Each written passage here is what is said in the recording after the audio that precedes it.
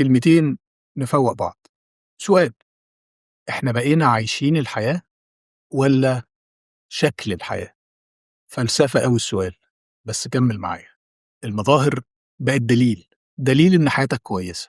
تشتري حاجات، تروح أماكن، تلبس ماركة معينة، مش عشانك، لا، لكن عشان يبان للناس، يبان إن حياتك كويسة، يبان إنك ناجح، يبان إنك تمام. والمشكلة مش بس إننا بنصدق المظاهر، المشكلة الأكبر إننا بقينا بنجري وراها.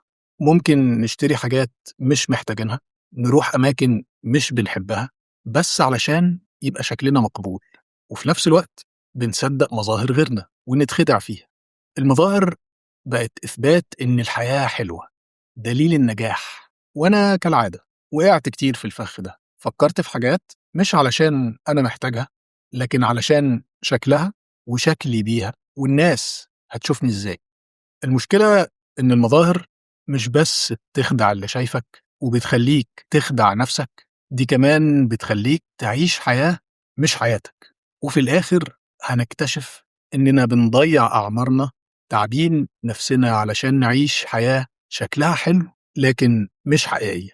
هما دول الكلمتين، فكر فيهم وأنا كمان هفكر.